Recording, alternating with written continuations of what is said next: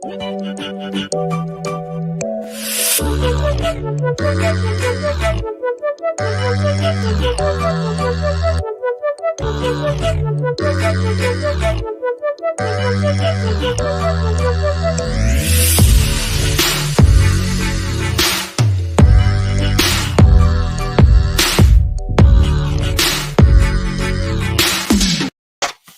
what's going on, everybody?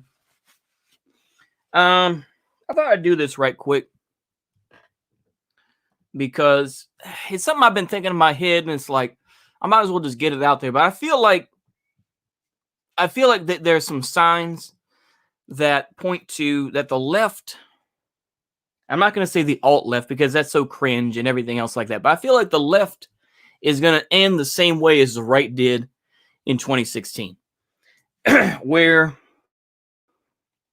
I think if you mean the Voshlight left, Voshite left, inshallah. Yeah, I think that's part of it too. You mean it will die? Yes. Yeah. I say that because, like, there's a lot of talk of optics, that I've seen from Emerica and Johnson and other folks. And also Vosh, of course, they talk about optics. And this is something that, the alt-right talked a lot about. Optics, we have to get, we have to convert normies. We have to red pill them and everything else. And it's like, people can say, oh, yeah, well, Trump is going to build the wall and all this type of shit. And then, of course, within a couple of years, a lot of folks were like, that shit ain't going to happen, man.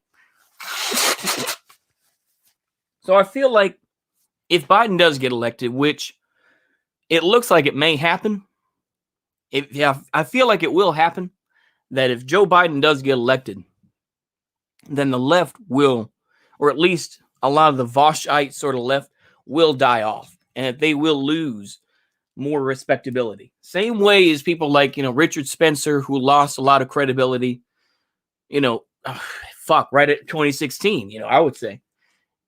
2016, 2017, he lost so much credibility. Yeah, it's just a money scheme, yeah. Because I feel like,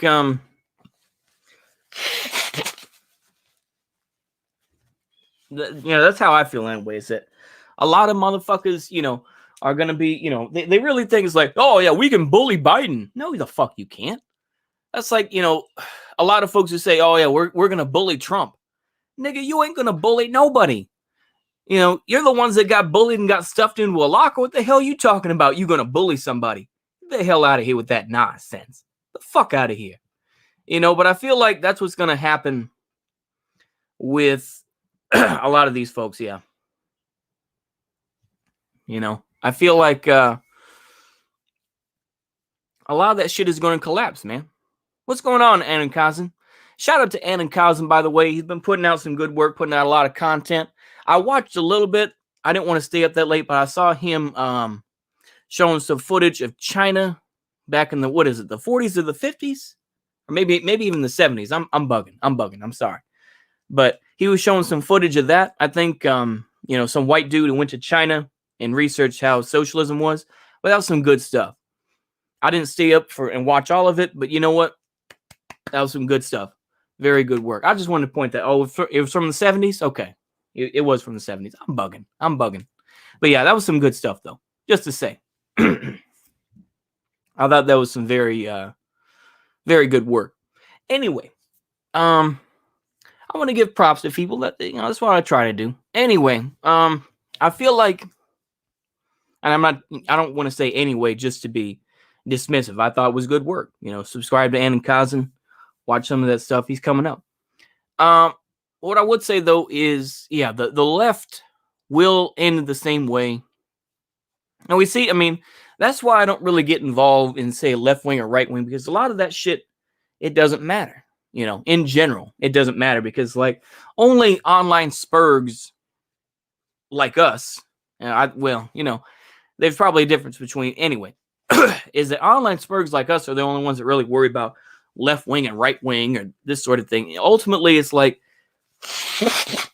people do what they have to do to keep power.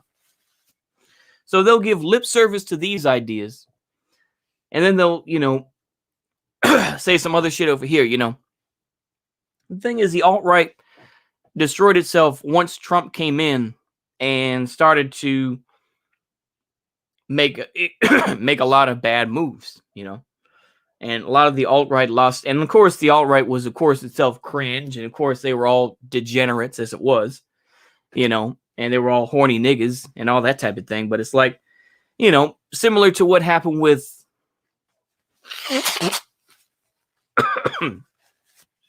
with what's going on with the left. They had their chance. It's like, I will say this, though. Speaking over, by the way, are you going to be at the CPI live stream? Oh, is that for Caleb Maupin? He only knows about Nosbills for memes. It's kind of understandable with Duke and being more relevant than Pytel. Yeah. CPI, huh? I probably will. But I probably will, to answer your question, Randondonian. But I was just saying is that, I feel like, at least that the left at least conquered part of, College Hill, or excuse me, Capitol Hill. Yeah, sorry, Capitol Hill. The Capitol Hill region of Seattle. That's something that right-wing niggas couldn't do, at least not right now. But it's like, at least they conquered that part. Now, of course, the thing is, of course, it was a complete shit show. Of course, they were asking for dominoes on the first day, and 2 people died and everything else. But it's like, we're beginning to see is that politics right now, it's a game of cards. I mean, it's a pyramid of cards that can be knocked over, or a house of cards, I should say. That's what I was thinking of. A house of cards that can be knocked over easily, and it doesn't take that much to knock it all over, and then people have to start over new. So it's like, you have the far right folks who, you get your Wignat folks, your Adam Waffen folks. Of course, to me, Adam Waffen is not not as powerful as you think it is. Same thing with the base, because ultimately the base has been infiltrated.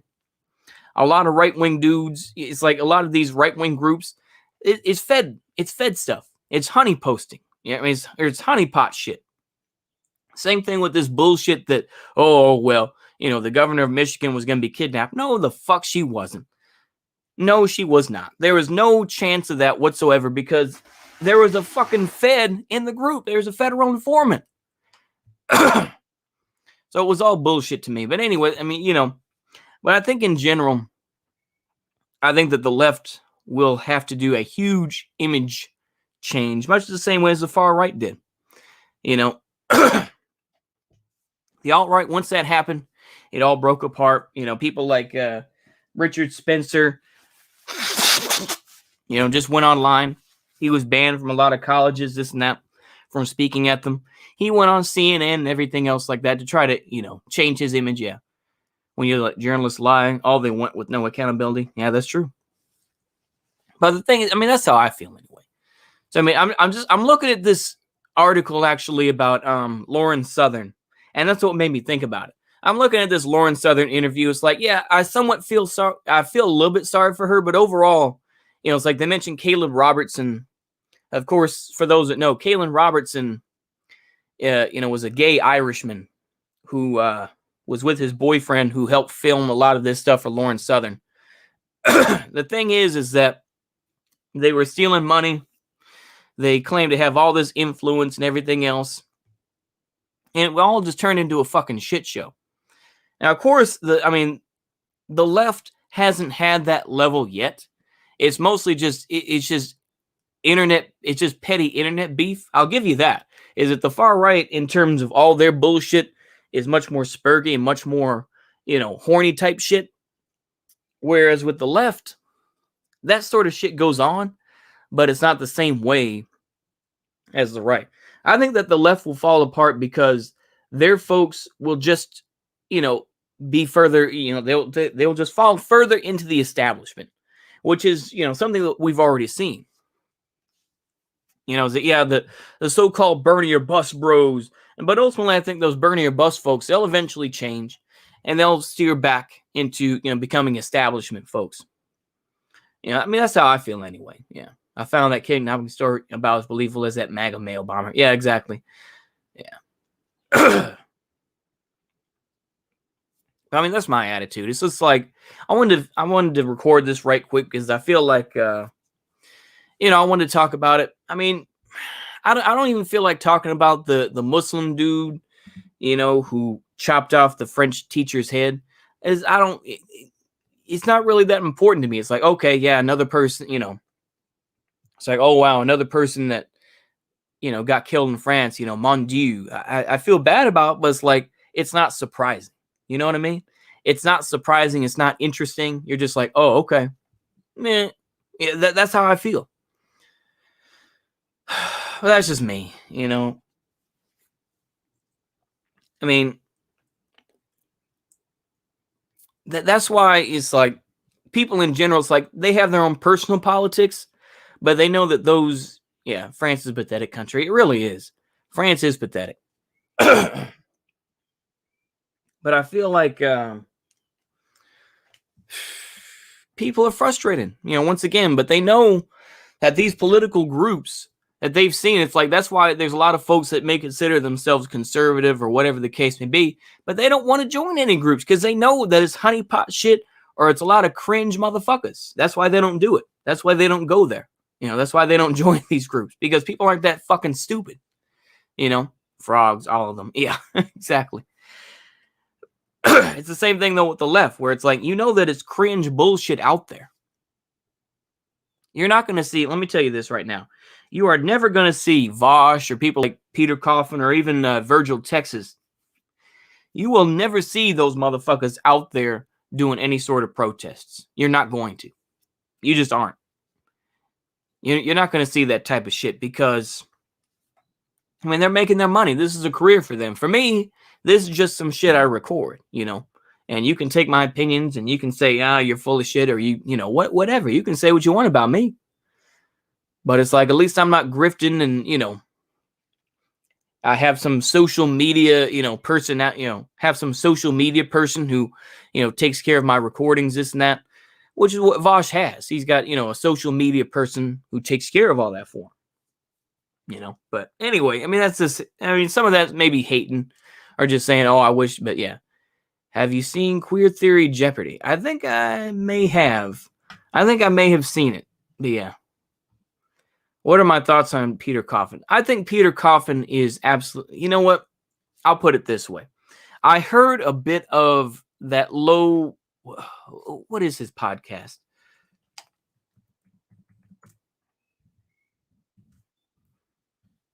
What is his fucking podcast? Low End Theory? What... Low End Theory. What is it? Peter Coffin Low... What is it? But anyway, I think that Peter Coffin is just... He's just a sad grifter. That's my view. It's like, yeah, good thing that he let on, Caleb Maupin and let him talk. But it's like, when I was listening to him and Angie Speaks, they both just sounded like fucking retards. I'll just tell you the truth. I just think that, yeah, Low Society podcast. That's it. It's like, okay, I'm glad that they put Caleb Maupin on. Okay, yeah, that was very nice. But ultimately, in terms of personality, in terms of intelligence, Caleb Maupin is a lot better and a lot smarter. Peter Coffin is some guy who pretends to be, some really smart dude, when in actuality, he's a fucking moron. And more to the point is that he is a grifter. He's been a grifter for so long. He used to be Mr. Anti-SJW and put out, all content against, feminists and all that type of shit.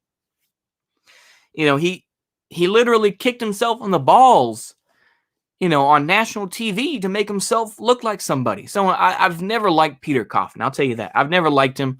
I've always thought that he tried to portray himself as someone that was really smart when in actuality he wasn't. So it's like, me personally with Peter Coffin, I don't like him. I'll just be honest with you. I don't like Peter Coffin. Whoop-de-doo that you brought on Caleb Maupin. That's fine. But it's like, he's still an idiot.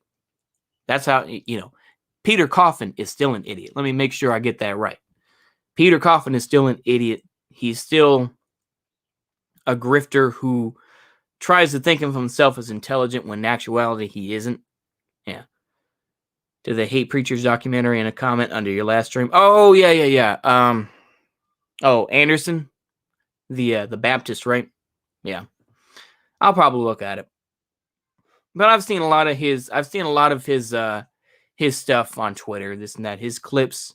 They don't really upload his clips as much, but yeah, I've seen a lot of Pastor Anderson clips. Meh, I don't know, but yeah, I feel like at the end of the day, people are just fed up with being involved with politics in general or joining any political group, and eventually people are going to rebuild the right as some idea or create the left as some idea, but ultimately it's just bullshit. Yeah.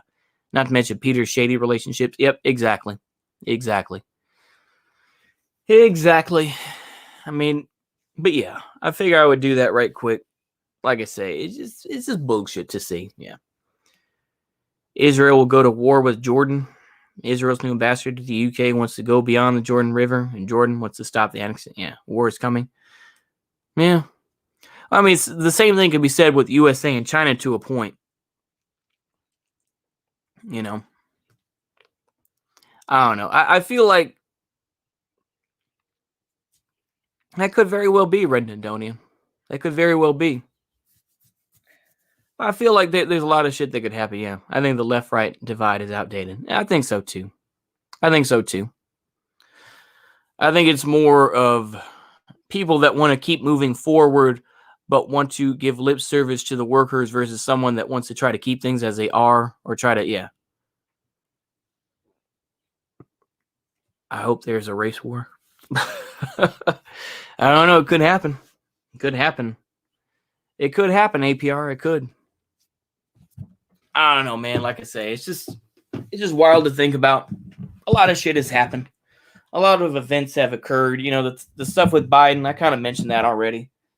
But we're going to see what happens, man. Like I say, it's been a wild year already. It's going to get wilder. I think 2021 is going to be worse than 2020. If that's possible, I think it is. It's going to get worse. And it doesn't matter who is the president. They can't control it. If you think that, oh my gosh, well, Biden is going to bring back some sort of, no, he's not going to bring shit back.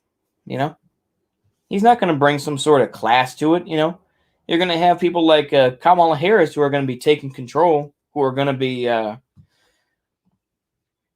arresting people left and right, politically and, in terms of, yeah. I think it's ridiculous, to be honest with you. I do. But that's just me, though. That's just me. He's crazy to think about.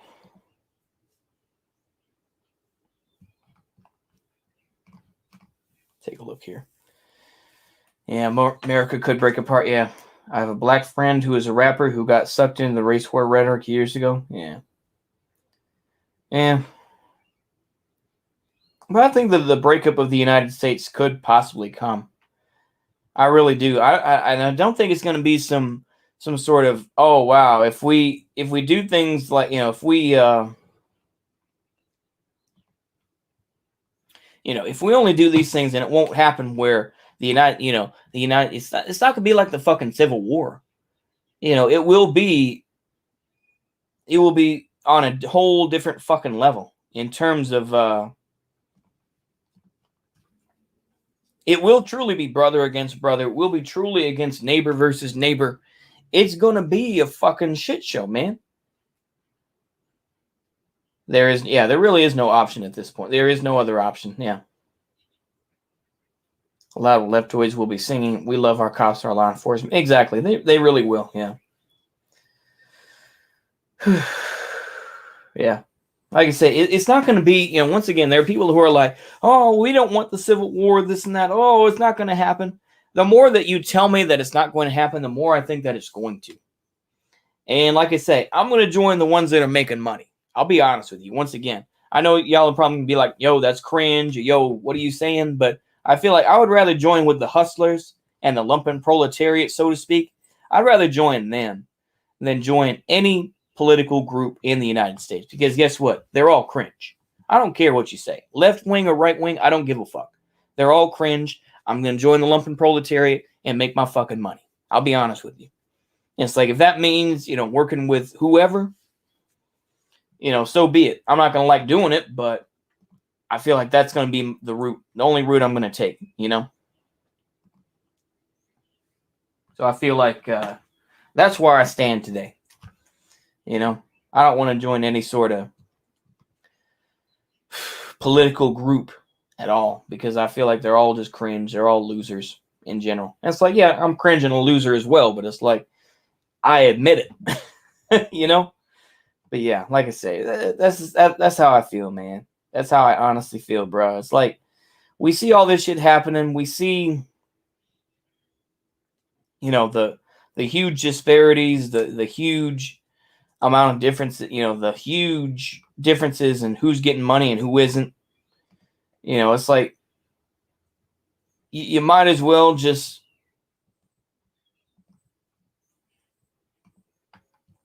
let it happen, you know. If it's gonna break up, it's gonna break up, man. I don't know. Yeah, money is most important. Yeah, at least right now it is. Yeah, money can leverage into getting respect. Yeah, you should leave so we can listen to your based opinions. Yeah, yeah. I don't know, but yeah, you're right though. I target People's Republic. Who would accept me? Who would really accept me, man? I really don't know. I mean, it's like, what am I going to go up to Canada? Am I going to go down to Mexico? It's like they're going to be involved too. It's like if the Civil War breaks out in the United States, Canada is for sure going to lock down or do something. Yeah. Also, we can laugh at Burkers dying. Yeah. And then you got, you know, like I said, then you got Mexico. Of course, they're going to get involved. You know, of course, the cartels are going to be involved. So if a civil war does break out, all bets are off. You know, so many motherfuckers are going to be involved. You know, but I feel like that's the only way at this point. Cuba, yeah, Nicaragua, exactly. A lot of countries are going to get involved, man. And honestly, it'll probably be the best thing because it'll be the first time that, you know, some other country will have to get involved. Because, like I say, the United States insists on coming into other countries. They insist on coming in and, you know, changing their lifestyle and changing their governments. And yet the United States are like, no, you can't do it. Once a civil war does break out,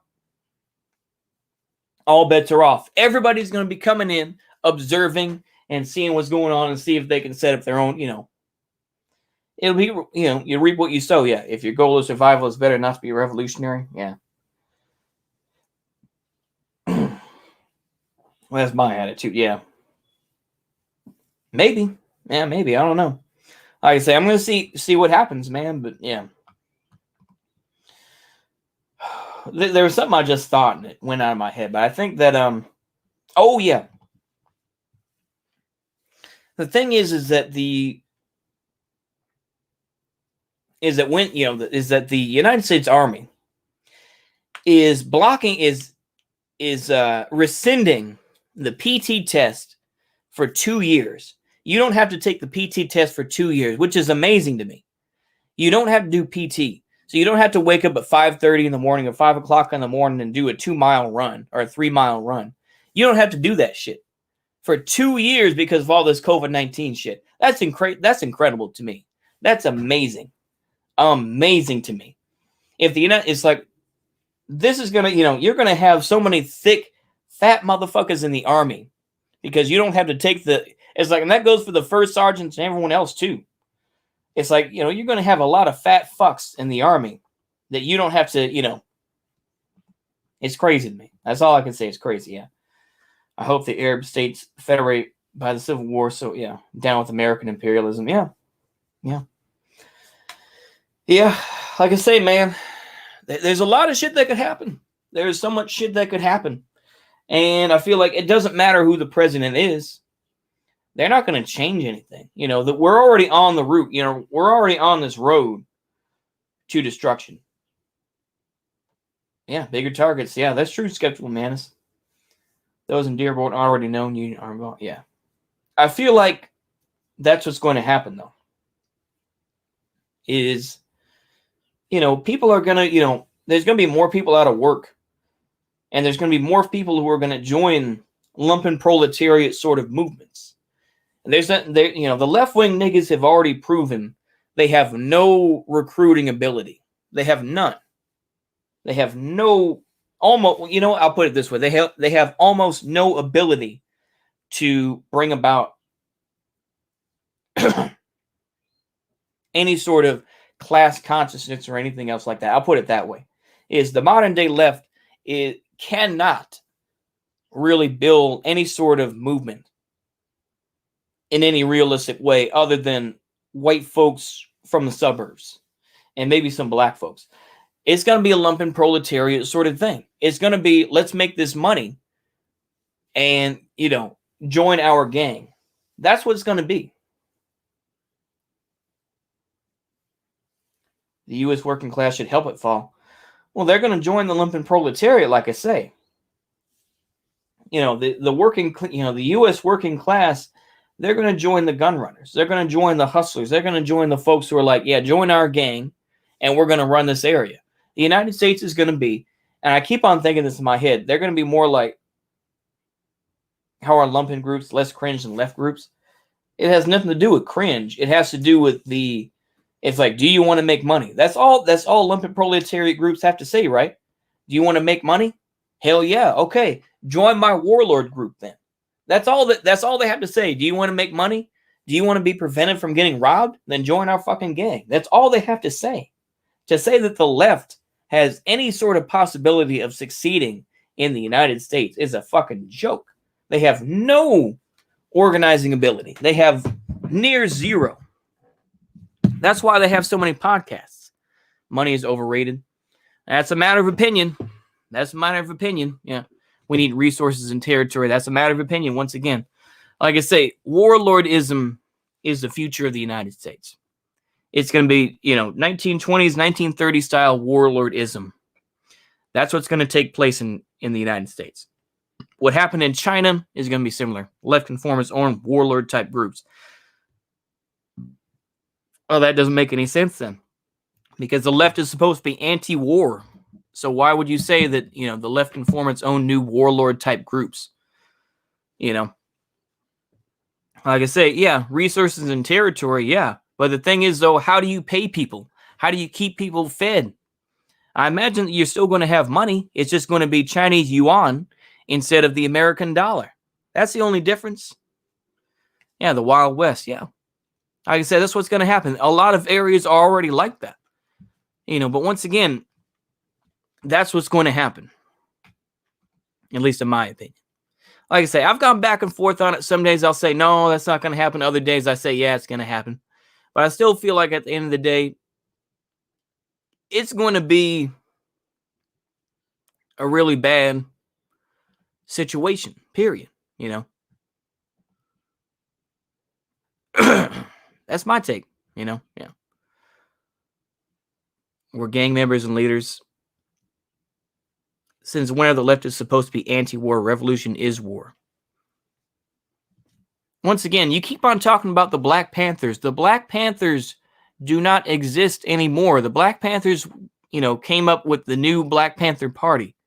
They became the typical black separatists, the sort of, Afrocentric group. Why do people go on and on about the Black Panthers? That sort of shit doesn't exist anymore. Can we accept that? Okay? Can we please accept that? Can we please accept that the Black Panthers do not exist in the same way they used to, as they did in the 1960s and 1970s? Can we please accept that? Can we please move on? This is 2020. If you think that Black Lives Matter is a form of the Black Panthers, then you're retarded. I'm just going to tell you that right now. What are you even talking about? I don't get this where you just keep on saying, oh, the Black Panthers. Yeah, guess what? Huey Newton is dead. Can we get over it?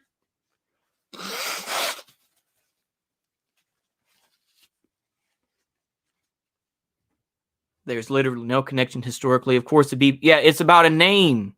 It's about a name. Yeah. Once again, though, I pulled out BLM because they're the only ones I thought about. Are you kidding me, though? Once again, never became the new Black. Yeah, but once again, though, they took the name. They took the image of the Black Panther Party and they made it into the new Black Panther Party. Period. They took the name. You can talk all day about, oh, well, they didn't have any connection, this and that. Yeah, of course, the BPP doesn't exist. So what? We still study Mao and the Bolsheviks, right? Does that mean anything today, though? You can read those books all fucking day. Is that going to make a difference? Not necessarily.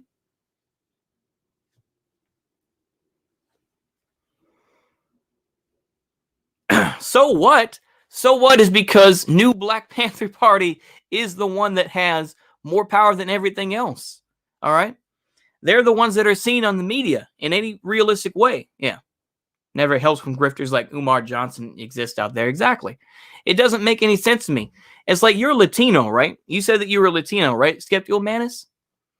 It's like, I would say that, the various cartels in Mexico have far more revolutionary power than any sort of left-wing group. All right? NFAC is better, yeah. But I feel like they have, cartels have far more power or far more revolutionary power than any sort of, Black Panther group or any sort of group like that. I'll tell you that right now.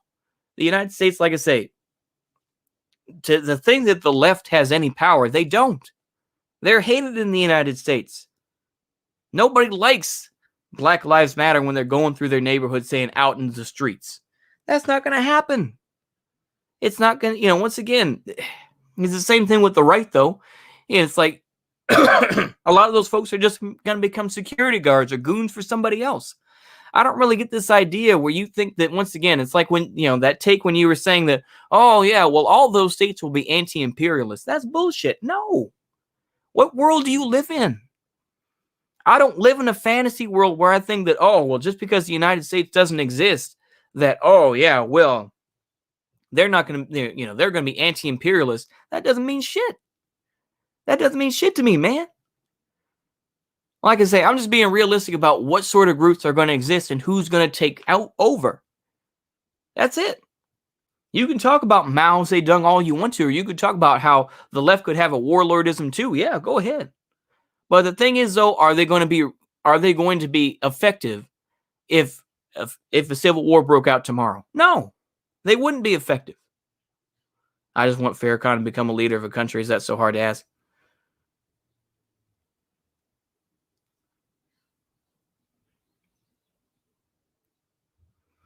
Once again, no. Here's the problem I have, though, is that where you say that they're non-imperialist, they're going to have imperialist ambitions. Somebody is going to.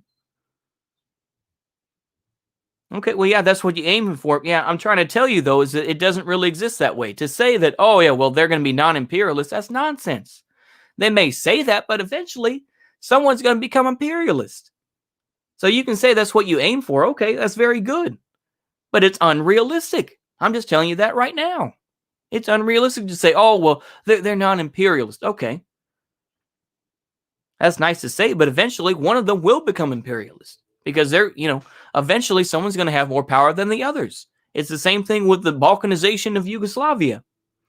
Serbia had the resources, they had the tanks, they had the firearms, and of course, like I say, you can get into all the Slobodan Milosevic type stuff and everything else. But it's like, are definitely going to be imperialist. Yeah. Farrakhan has been selling wolf tickets when it comes to revolution forever. Well, yeah, Farrakhan is also 87 years old. Yeah. So Farrakhan isn't going to do that much. But yeah, Robert Mugabe was a Marxist and he shifted to the right on social and race issues. Exactly. Yep. Mugabe did what he had to do. That's my view of it. Yeah, John Gage was talking about how third position is going to try to infiltrate both parties down the road, but I don't see that happening until more than 5 years down the road or the baby boomers die off. Yeah. Only existed because of Clinton. Yeah. Countries have gone to war simply because one landlocked country decided to, wanted the coastline. Yeah.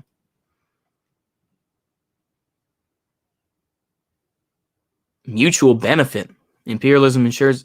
Once again, you can't read into people's heads, man. I don't get this where, okay, yeah, some people will want to become imperialists. We should go against that for mutual benefit. It's like, okay, that's nice. But the thing is, though, is that people aren't going to see it that way. Like I say, you're being very idealistic to be like, oh, well, it's, we should go against that to, yeah. The thing is that I don't know how it's going to turn out, but to say that, oh, well, we should just be against imperialism and, hey guys, let's be against that. It's never worked that way. Yeah. Once again, I don't deny this, Skeptical Manus. If we adopt an imperialist position, we will end up stoking endless war. Yeah, but the thing is, though, is that you don't get to decide who, of what people believe. It's like, there are people who have talked about Pan-Africanism, but there are a lot of countries in Africa that said, we're not down with you on that. I was listening to a documentary about Kwame Nkrumah. And it's like, oh yeah, well, we need to have Pan-Africanism. There are a lot of countries that were, that were French colonies that were now independent that were like, well, fuck you, basically. They're like, well, we'd rather get some money from France. We'd rather get some money from France than be involved with that. It has nothing to do with being favor or in favor of capital. It has nothing to do with being in favor of it or against it. It has nothing to do with that. It has to do with individual people. It has to do with leaders, and it has to do with resources across the country. So I don't really get this idea where you think that I'm in favor of imperialism. No, it has to do with what people experience and what they have or what they don't have.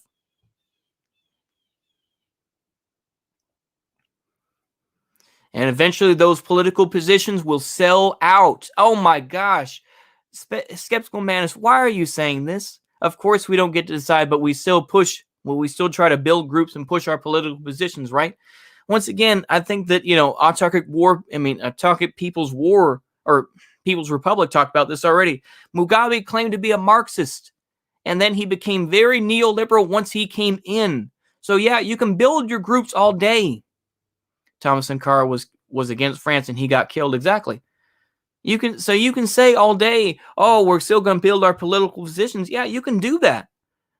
But guess what? Some of those folks that you put in, they're eventually going to sell out too. I don't get this. Why are you so idealistic where you're just like, well, I hope that they're all non-imperialists. Okay, yeah, that's what you aim for. Good. But that's not realistic though. That's all I'm telling you. To say that, oh, well, I support imperialism. No, I'm saying is that imperialism is going to happen, period. Yeah. But yeah, I feel like, the United States is just going to keep getting worse. There is very little keeping us together at this point. There's very, very little, in my opinion. And governors have more power, I think, at this point. And governors have far more power of their states, in the coming future than the president of the United States. The governors, it's going to depend on how much they really want to lay down the law, but to me, that's, yeah. So everyone is automatically a sellout. So why are you involved in politics at all? It has nothing to do with being automatically a sellout. It means is that people become that way over time, or that they have those ideas in their head. And I'm involved with politics because guess what? It involves me too. All right? If I'm going to be involved with insurance, for example, guess what? Whatever regulations they come up with, yeah, that's going to affect me. I don't really get this idea. I could go on and on. I'm not going to do that. Yeah.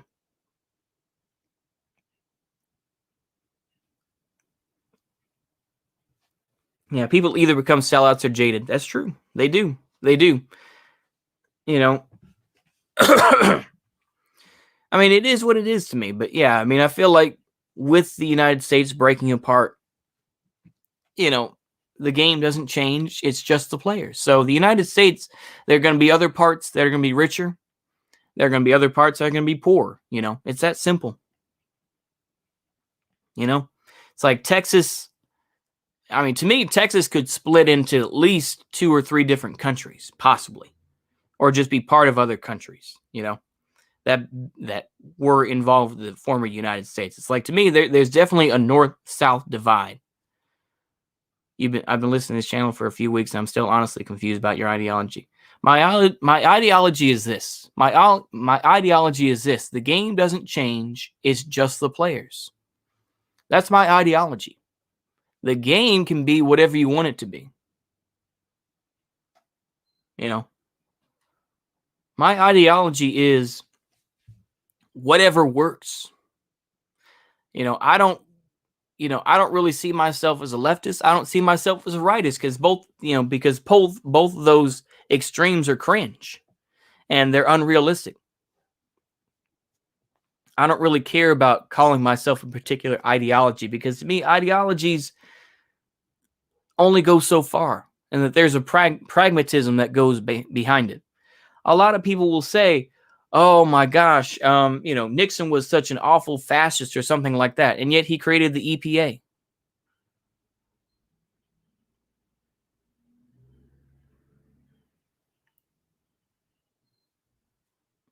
You know, I can't. Once again, if the game can be whatever you want it to be, that means it does change. Mm, yeah, that's true to a point. What I would say is, for example, taxes. Are taxes going to go away under a socialist system? No, they're not going to go away. Is accounting going to magically be destroyed? No, that part of the game isn't going to go away. It's going to remain the same. It's the same thing with casinos. You think casinos are going to go away under some socialist world that you want, some anti-imperialist world? No, of course not. Of course not. It's still going to exist that way. Yeah. Yeah. Esoteric Judaism. Yeah. So, I mean, that's the view I hold.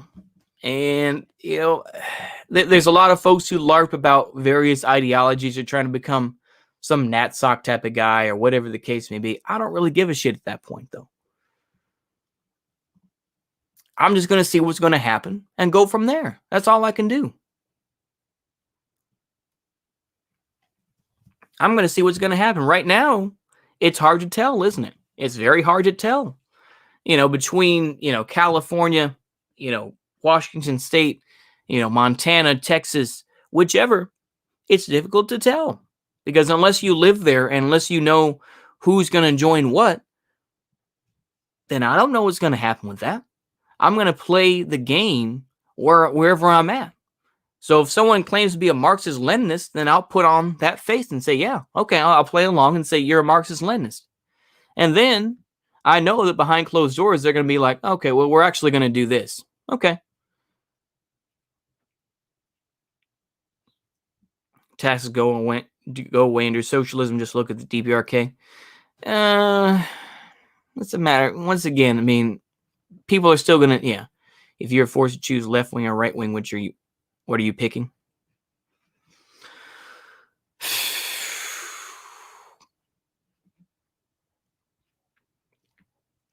Honestly, I'm going to be very careful about this, but you know what? I would say left wing. I'd join the left wing.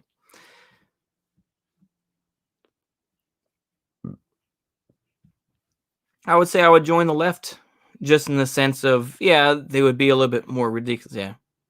Yeah, there is no one left wing or right wing. Yeah. Once again, I agree. I agree with you on that point. There is no one left wing or right wing. Yeah, you're right. But I will see whatever the game is, what game they are playing. Because life is a game to a point. I do believe that. Life is a game. And that, there are a lot of things that, that we hold on ceremony or this and that, or, oh my gosh, we have to be worried about getting this thing in or that thing in. Ultimately, it's a game. It is. And some people learn to play it better than others. Yeah. That's my view. Yeah. Politics is a new sports. It's sports with guns. Yep. It is. It is. Yeah, I mean, to me, politics is just let's dab on whoever we don't like. That's all it is. It's no different than, a lot of right wingers talk about conservative value whilst they follow none of it. Yeah, that's true. Nationalists left only. Yeah. We are small though. Yeah. Like I say, I feel like, we're all going to learn to, at least in the United States, I can't speak for the rest of the world, but for the United States and seeing all these, where the fault lines are going to go, people are wondering.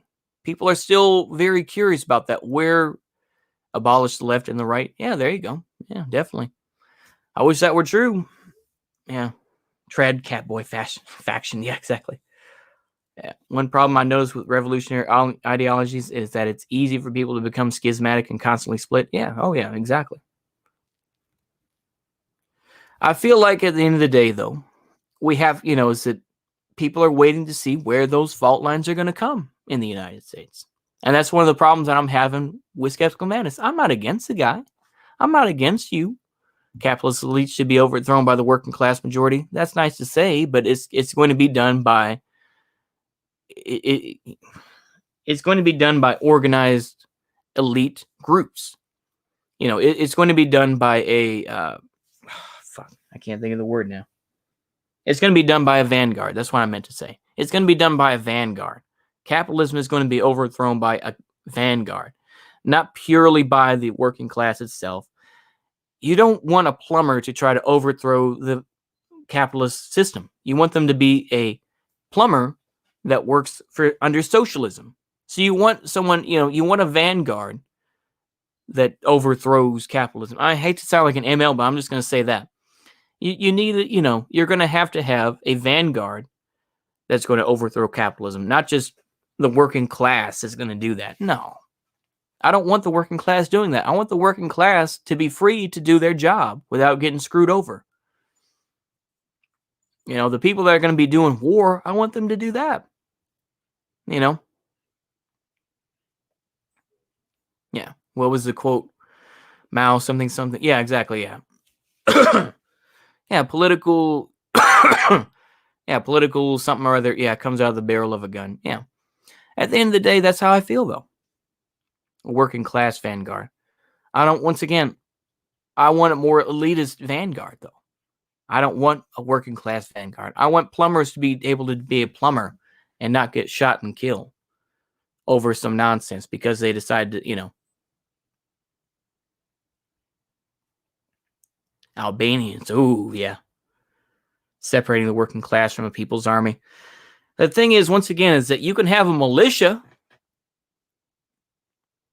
Yeah, thank you. Thank you, Commando. But yeah, there's a difference between a militia and a vanguard. Can we agree on that? There's a difference between a militia and a vanguard. There can be a people's militia where when worst comes to worst, you can have those folks that defend things, much like the DPRK. The DPRK has a militia where they will fight if the army doesn't have enough people.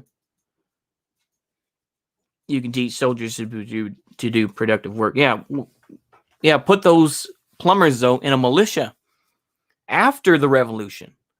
During the revolution, I want professional soldiers. That's what I want. I want professional soldiers. And then the plumbers and everything else can do their job. And then they can do their time in the militia. Much the same way as they do in the Army Reserve, but obviously very different. That's what I want. I don't want a plumber dying in the revolution if it can be avoided.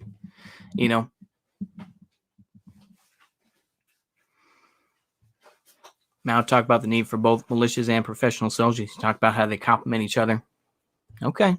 Well, I haven't read Mao that deeply enough, so I can't really speak on that. What I will say, though, is there's a difference between a professional group that's going to overthrow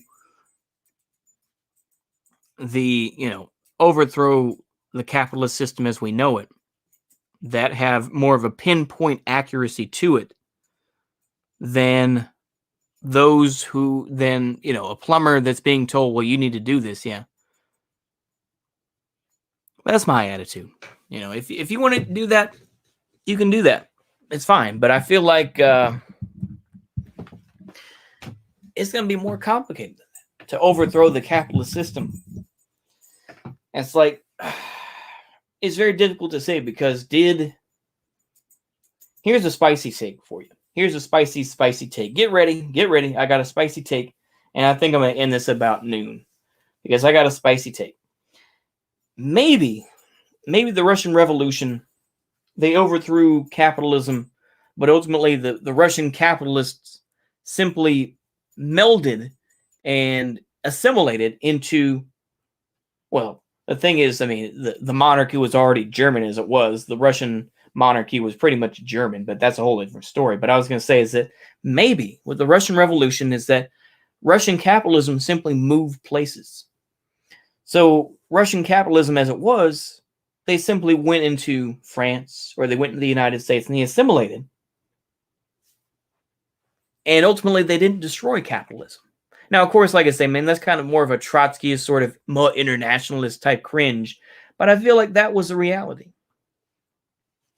I don't know. Like I say, a lot of folks have a lot of spicy takes on what could happen. But that's, It's difficult to say. But we're all waiting to see where those fault lines are going to take place. Where all those, where all the separations are going to be,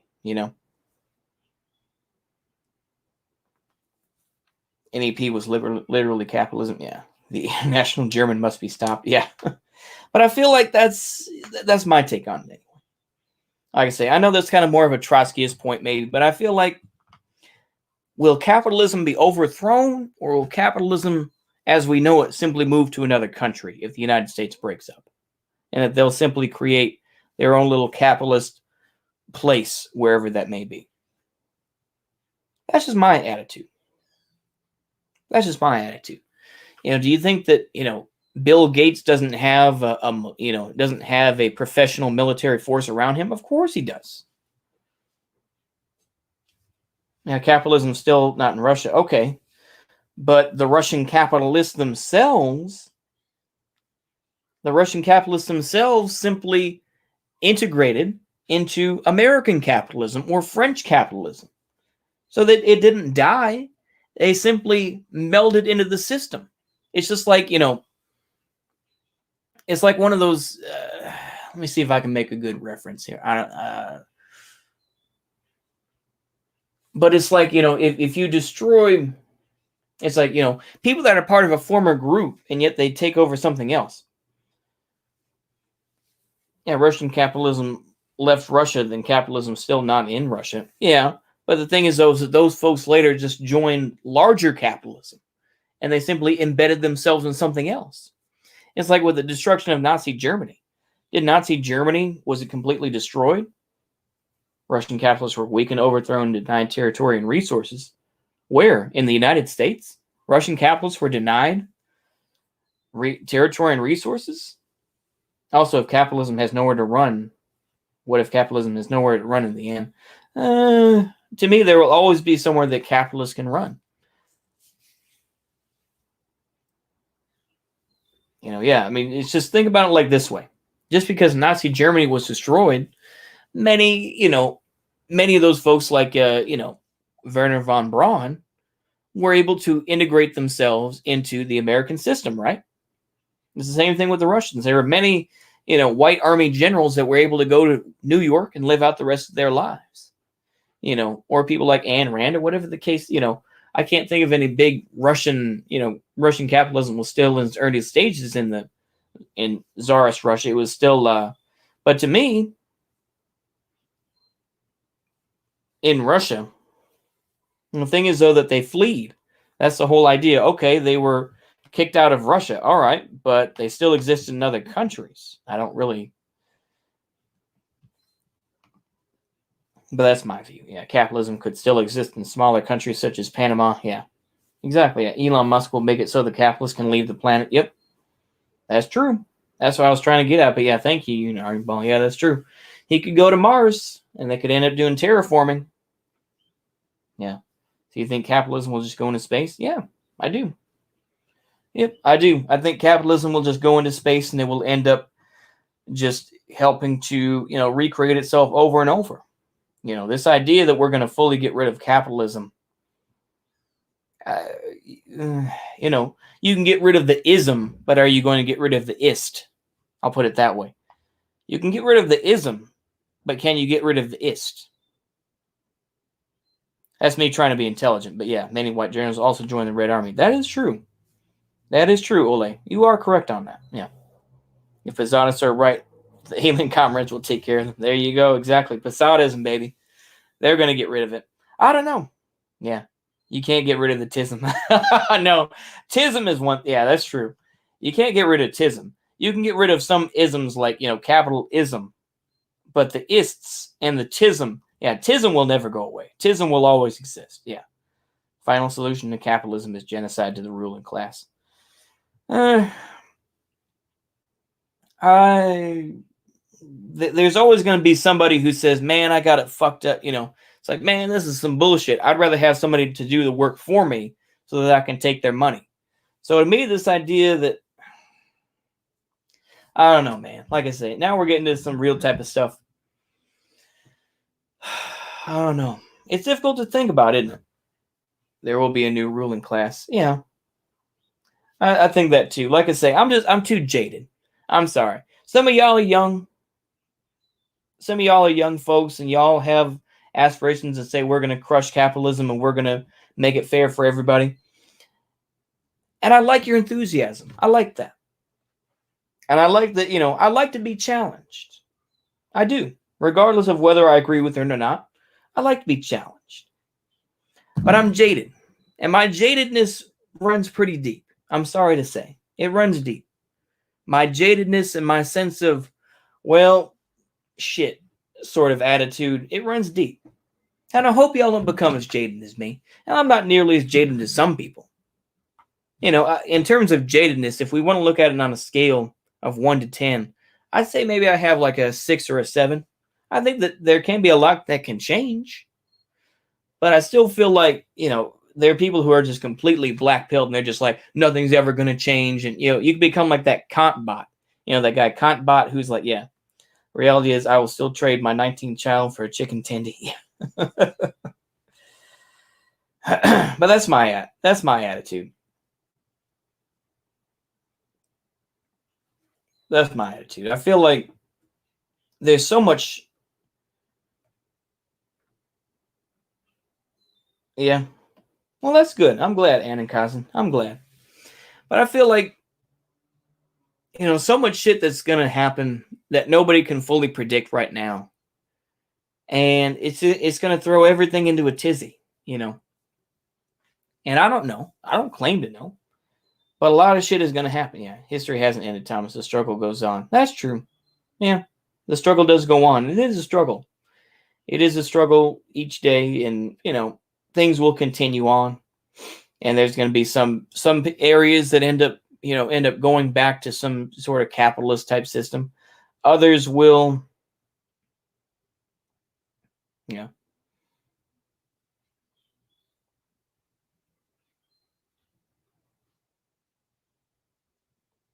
But yeah, like I say, it's just a sense of jadedness,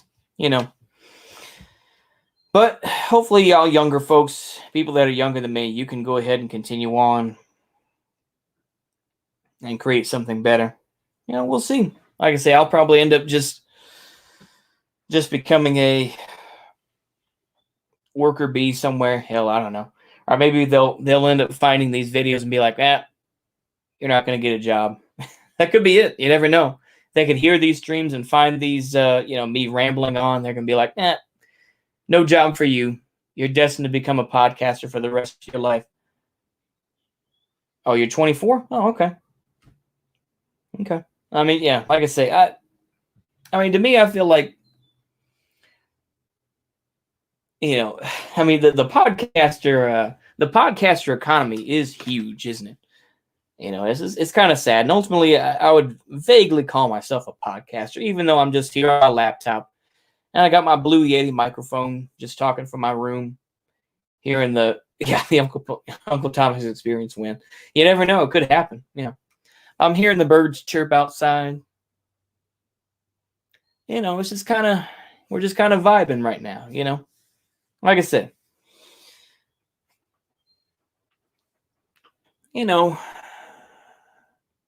I'm just kind of upset, really. I just a lot of this bullshit with school and everything, but I don't really care at the end of the day. I mean, stuff's going to happen.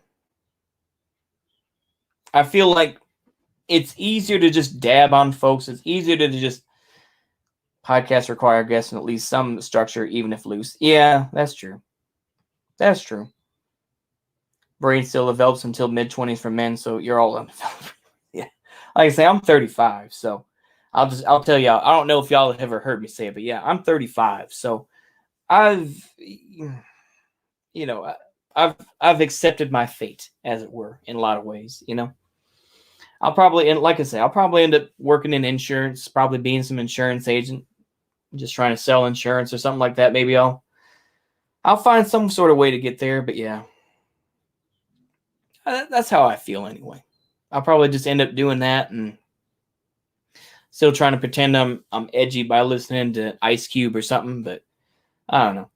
Speaking of that, Ice Cube, I guess I heard Did any of y'all watch Black Red Guard's video where he was talking about what Ice Cube intended to say? I mean, or intended with the new thing? Yeah, sell the chat insurance. I'll probably eventually be that. Who knows? But yeah, I was gonna say is, yeah, would you like to buy an insurance policy for your car or for your laptop for $20 down? I'll probably end up doing that. Who knows? Who knows how it will work? But I feel like, oh yeah, one last thing about Ice Cube. I was hearing Black Red Guard kind of cover it a little bit. And it's like, to a point, he was correct where he was talking about, yeah, power makes the difference. And, black folks in the United States have no power. And that's true. He has a point. And that's not being racist. I'm just saying it as the truth, is that black folks really don't have any organized, huge power, in that sense. Like, yeah, not fuck around coalition or the new Black Panthers. I know. We've already talked about that. I'm not going to say it again. I apologize. I know. But I will say is that those are just LARPers so far. They are not an organized military. They have not had any in-depth training and have not succeeded in any offensives or anything else like that. They haven't done that yet. Until that point, then, yeah. Death Certificate was his best album. I think, unironically, I have to agree with you, Autarkic People's Republic. Yeah. Death Certificate was very good. It was. I do have to say it was his best album. But yeah, I was going to say with Ice Cube, Ice Cube came up with a plan, which was very bougie, talking about,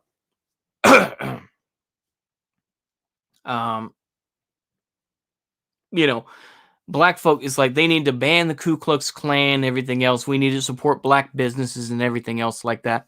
The thing is, it's interesting too. I've noticed a lot of this marketing that's happened about let's support black businesses.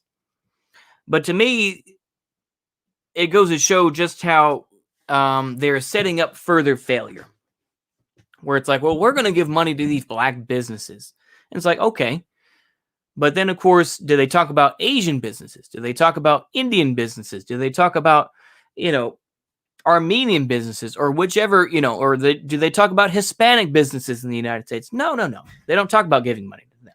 They talk about giving money to black businesses.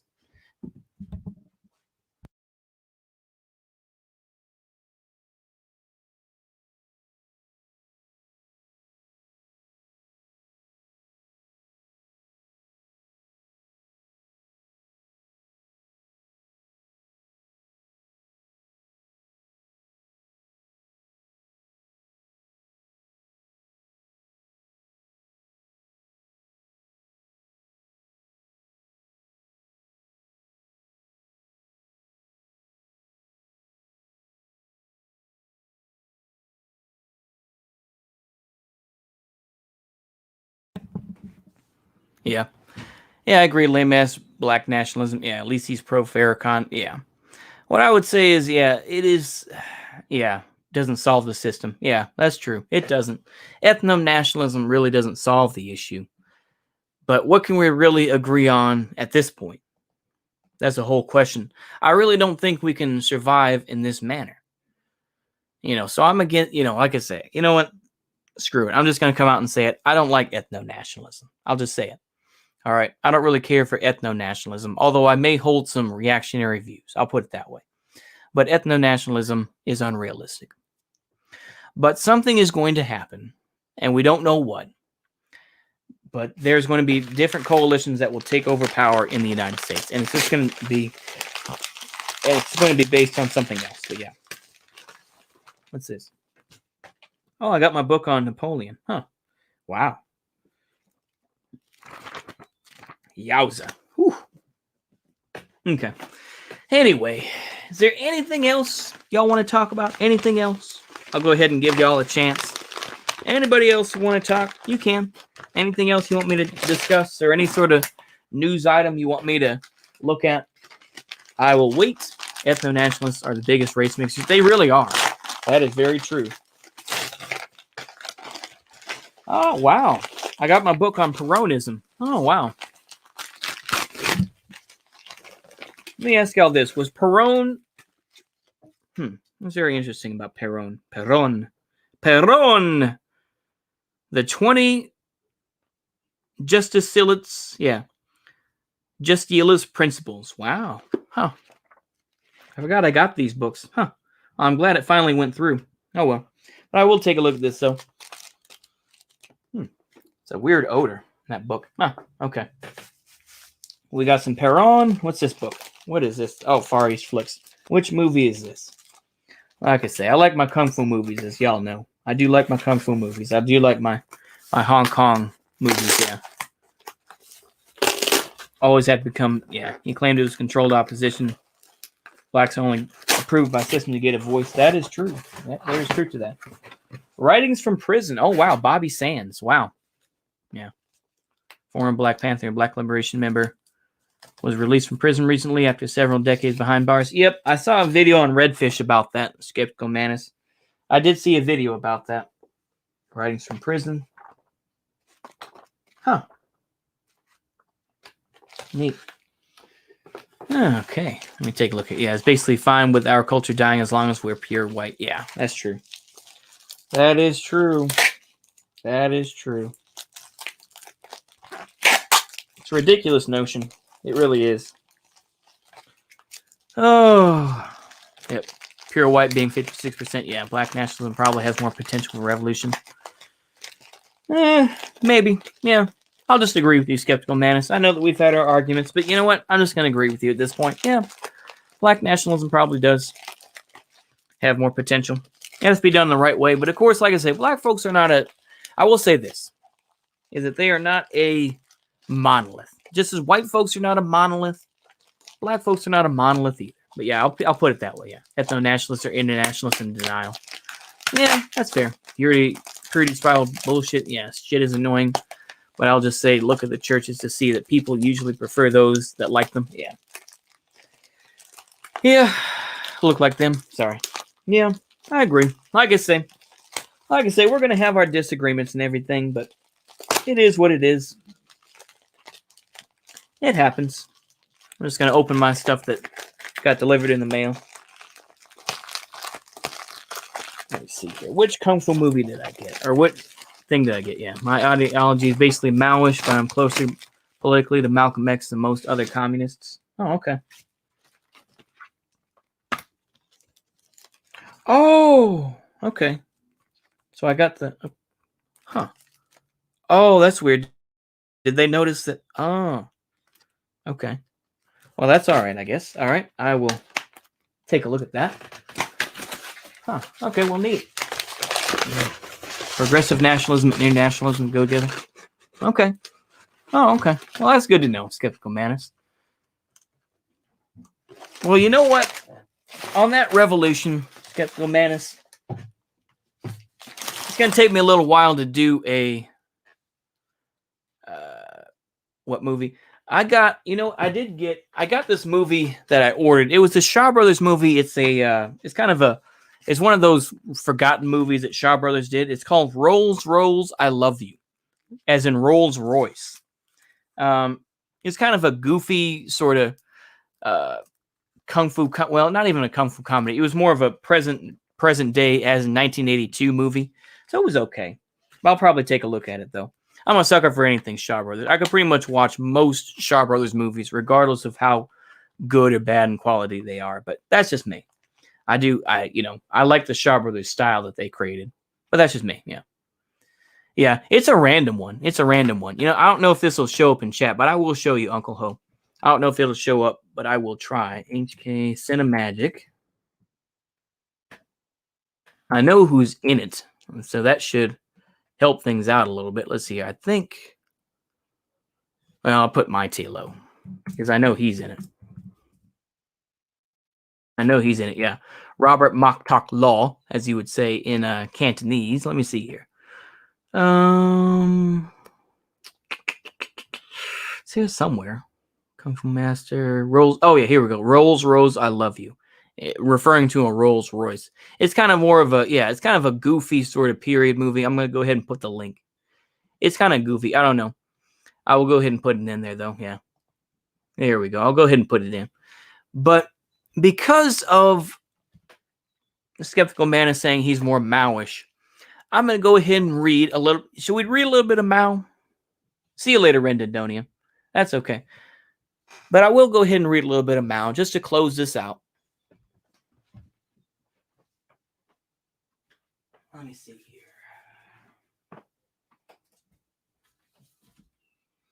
Nope, that's not it.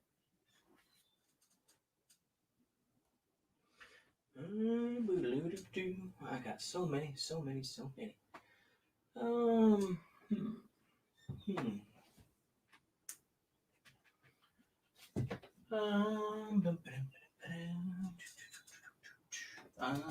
that's not it. No, that's not it either. Huh. Oh, poopy. I don't know if you can hear me, but just give me a moment. Theory.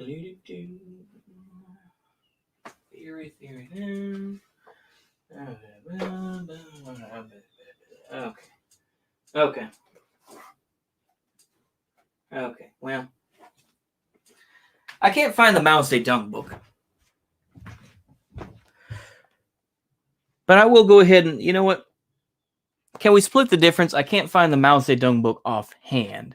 I do have it somewhere, but I will go ahead and instead, we're going to read something from Guerrilla Warfare by Ernesto Che Guevara. Does that work? We'll go ahead and do that. Just to give y'all a little piece here. I'm going to skip the preliminaries here. Okay. Dedication to Camillo. No, I don't care about Camillo. Okay. Essence of Guerrilla Warfare. Let's go ahead and read this. The armed victory of the Cuban people over the Batista dictatorship was not only the triumph of heroism as reported by the newspapers of the world, it also forced a change in the old dogmas concerning the conduct of the popular masses of Latin America. Yeah, let me put on my Che t-shirt. Yeah, exactly. It showed plainly the capacity of the people to free themselves by means of guerrilla warfare from a government that oppresses them. We consider that the Cuban Revolution contributed three fundamental lessons to the conduct of revolutionary movements in America, referring to the Americas. And I've tried to be very careful by saying United States instead of America, because I know that there is a difference between America versus the Americas. I do realize that. I'm just saying. That's why you notice that I try to say United States instead of just saying, well, America is going to break apart. That's it, Anyway, just saying for myself. Okay. From the Americas. Okay. We consider that the Cuban Revolution contributed three fundamental lessons to the conduct of revolutionary movements in America. Argent recently did a stream covering the dissonant survey. I may look at that, yeah. Just say U.S. Yeah, that's what I try to do. U.S. I'll probably do that. We consider that the Cuban Revolution contributed three fundamental lessons to the conduct of revolutionary movements in America. They are: popular forces can win a war against the army. It is not necessary to wait until all conditions for making a revolution exist. The insurrection can create them.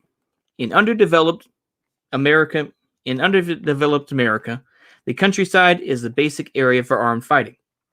Of these three propositions, the first two contradict the defeatist attitude of revolutionaries or pseudo-revolutionaries who remain inactive and take refuge in the pretext that against a professional army, nothing can be done. Once again, I do want to mention, to me, America is USA. America is the Americas. Yeah, that's true.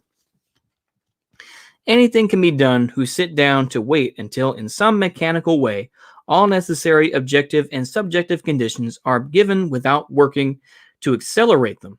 Ooh, acceleration, baby. Accelerate. Okay. As these problems were formerly a subject of discussion in Cuba until facts settled the question, they are probably still much discussed in America.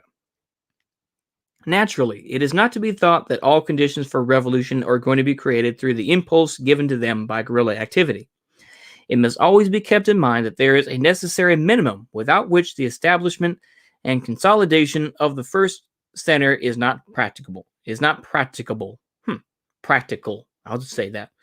People must see clearly the futility of maintaining the fight for social goals within the framework of civil debate. That's true. This is one of the biggest problems with the left here. I'll read that one more time just for those that didn't hear. People must see clarity, the futility of maintaining the fight for social goals within the framework of civil debate. Meaning is that there's no point in trying to vote for Biden if you see that of civil debate. There's no point in trying to say, oh, well, if Biden wins, then, there's no point in that. If things are going to change, they're going to change regardless, So I think there's some value in that. I'm about to purge it, though. Oh, okay. Yeah, okay. Let's go ahead and see here. Let's go ahead and see. Watch later playlist. I have about maybe 20 or so. Something like that. I have a few. But anyway, let me go ahead and get back to this. Sorry, I get distracted. I got too much of the tism in me. Okay. In these conditions, popular discontent expresses itself in more active forms. An attitude of resistance finally crystallizes in an outbreak of fighting provoked initially by the conduct of the authorities. Where a government has come into power through some form of popular vote, fraudulent or not, and maintains at least an appearance of constitutional legality, the guerrilla outbreak cannot be promoted, since the possibilities of peaceful struggle have not yet been exhausted. The third proposition is fundamental of strategy. It ought to be noted by those who maintain dogmatically that the struggle of the masses is centered in city movements, entirely forgetting the immense participation of the country people in one life, in the life of all underdeveloped parts of America.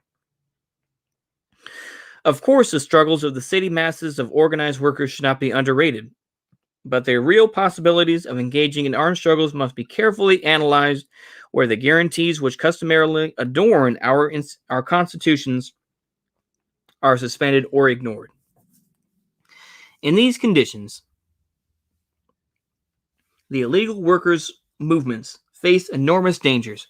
They must function secretly without arms. The situation in the open country is not so difficult.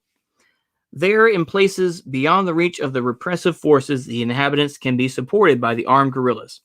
We will later make a careful analysis of these three conclusions that stand out in the Cuban revolutionary experience. We emphasize them now at the beginning of this work as our fundamental contribution. Guerrilla warfare, the basis of the struggle of a people to redeem itself, has diverse characteristics, different facets, even though the essential will for liberation remains the same. It is obvious, and writers on the theme have said it many times, that war responds to a certain series of scientific laws. Whoever ignores them will go down to defeat. Guerrilla warfare as a phase of war must be ruled by all of these, but besides, because of its special aspects, a series of corollary laws must also be recognized in order to carry it forward. Though geographical and social conditions in each country determine the mode and particular forms that guerrilla warfare will take, there are general laws that hold for all fighting of this type. Our task at the moment is to find the basic principles of this kind of fighting and the rules to be followed by people seeking liberation, to develop theory from facts, to generalize and give structure to our experience from the profit of others. Let us first consider the question: who are the combatants in guerrilla warfare? On one side, we have a group composed of the oppressor and his agents, the professional army, well armed and disciplined, in many cases receiving foreign help as well as the help of the bureaucracy in the employ of the oppressor. On the other side are the people of the nation or region involved. It is important to emphasize that guerrilla warfare is a war of the masses, a war of the people. All right, well, once again, we're kind of disagreeing on some points, but that's okay. The guerrilla band is an armed nucleus, the fighting vanguard of the people. It draws its great force from the mass of the people themselves. The guerrilla band is not to be considered inferior to the army, against which it fights simply because it is inferior in firepower. Guerrilla warfare is used by the side which is supported by the majority, but which possesses a much smaller number of arms for the use of defense against oppression. Okay, so there's a lot of stuff here. I'm going to take a brief breakioli from it. And my voice is kind of giving out, so I think I will leave it there.